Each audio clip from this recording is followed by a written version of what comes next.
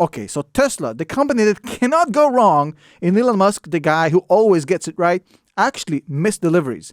And that's not good. I'm not going to lie to you and say that this is great. There's no good way to spin this. But the real question is how bad this stuff really are. Because look, if there's one thing for certain is that I think Elon Musk emails at the end of the year basically rallying the troops didn't rally because they delivered 405,000 cars instead of the anticipated 420,000 cars. I'm not even making this shit up. This is the actual number, 420, believe it or not. Now look, missing deliveries is never good. There's no good way to spin this, and if you're looking for somebody to spin this for you in a good, nice package, to package this shit sandwich and let you have a taste of it, this is not the right place. I'm going to talk about the good, the bad, and basically how serious this is, because this is definitely not good. But the question is this a little bump on the road, or is this engine problems that might require some serious overhaul? Now, check this out. I have some numbers here. So the miss was from 418 to 405. Mainly the miss was on the Model 3 and the Model Y, as you would expect, because this is the bread and butter of Tesla. Now, here's the actual question. Is this a sign that Tesla is actually losing demand? Because the amount of production was actually quite higher, a lot higher than this. There's a lot of cars standing, waiting around to be delivered. So the first question we have to ask here, is this a sign that Tesla cannot push out cars at will anymore like they could in the past? You remember back in the day, people used to wait a year and a half for the car? Is this now a sign that this shit is over and basically Tesla has to play on expert mode like everybody else? Not necessarily. Look, you have to take this in context. Obviously, this is not good. Obviously, the share price will suffer, and there's definitely issues here. But first of all, at least partially speaking, I don't know exactly what's the percentage, it's not all demand destruction. Partially, a lot of it is just pure logistics. When you manufacture cars in China, in Germany, in the US, and you have to deliver them to Bulgaria, Romania, and the Czech Republic, it's complicated. So a lot of cars are basically in a logistical nightmare. It happens, there's a lag. Not every car that is produced gets delivered the next day to the client. It takes a lot of time, a lot of process, and some of it is that for sure, but some of it is definitely demand loss. And I'm not going to beat around the bush. Now, look, having said that, there's a lot of positives here that we have to talk about. Number one, this was hands down the best delivery quarter in the history of Tesla. They are now on pace to deliver 1.75 million cars in the next 4 quarters, this one included. So this pace, even if they do not increase anymore, they stay just on this pace for the next 3 quarters, 4 quarters, they'll do 1.75 million cars. Annualized rate, very, very good. Now also, it's still a 40% growth in deliveries year over year, which is again an impressive number, but it's not as impressive as we had before. If you go back in the time machine in the DeLorean, you will see that there's definitely deceleration here. I mean, it's not as good as it used to be. Look, Tesla delivered 500,000 vehicles in 2020. It delivered 940,000 vehicles in 2021. That's an 80% increase in deliveries. But from 2021 to 2022, the increase was just 40%, from 940 to 1.3 million. Now, there's a lot to blame here. Not everything is demand destruction, like some of the haters will tell you. This is not the end of Tesla's demand, like some people on Twitter are saying. But it's definitely a sign of a few things. Number one, that you should never, ever, ever, ever in your life set up a company in Germany. When I used to work for Deloitte, we always told clients to stay away from 2 jurisdictions, France and Germany, as far as opening a company. You never want to do business in France and Germany because the bureaucracy there is going to literally want to make you pull your hairs out. And now, 8 months behind schedule, even Giga Berlin is facing the same problems. Delayed because of freaking bureaucracy. And if you want to talk about stupid bureaucracy, how about China?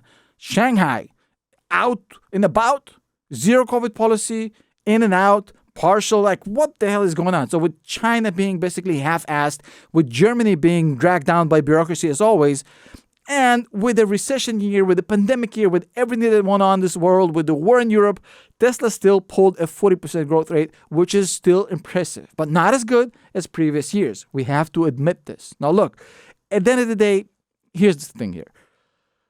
They manufacture and produce and deliver more electric vehicles than any other combined global manufacturer in the world. So basically, Tesla's EVs produced and delivers are more than all of the other combined. In fact, if you compare them to VW, which is the second in place, they produce and deliver 10 times more cars than VW. So I don't want to hear this nonsense about how VW is about to surpass Tesla in 2023. That ain't happening, not in 2024. There's definitely time for VW to play even on the same level. So as it stands right now, in the EV industry, as far as pure EVs, there's not a lot of choices out there. I'll tell you what, the ID4 is probably the only actual competitor. Maybe BYD is playing in the same court, but there's very few competitors. So the idea is that the problem is more in the TAM and more in macroeconomics than anything else. The question is how bad this recession is going to be. That's going to impact Tesla a lot more than Elon's tweets and Elon's political views and whatnot. Now, look, there's another question here. So would I sell my stock knowing this, right? Looking at this quarter to quarter, right? Everything is accelerating, right? Q2, they've delivered 250,000 cars. I'm looking at my notes. Q3, 340,000 cars. That's a 35% increase quarter over quarter from Q2 to Q3. But from Q3 to this quarter, they've only accelerated 18% from 340 to 405. So there is deceleration. So the question is, am I selling or do I think you should stay in? Again, it's a personal decision. I can't tell you what freaking thing you should be doing with your money. I mean, that's you. That's me. I'll tell you what I'll do and I'll tell you what I feel about people who sell Tesla. And my answer might surprise you. Now, I personally am not going to sell Tesla. I'm not going to trim my position. I'm very bullish on Tesla. I love that 40% growth. I think they'll figure out this thing with the EV credit that Model Y 5 Series will qualify and that EV credit is going to be huge for them. I almost have no doubt. However, if you feel like you need to sell Tesla stock because they missed deliveries, I'm going to be 100% honest with you. I totally understand you. I can't blame you. And I can't call you a fraudster. I can't call you a traitor. I can't call you anything. I can't tell you it's a bad idea. No. Once a company misses deliveries, all the excuses go freaking flying out the window. Nobody cares. Cry me a river. It's the same thing as playing sports. Nobody cares the bad ref calls. Nobody cares about if you slipped on the wet, on the wet hardwood, whatever that may be. Nobody cares.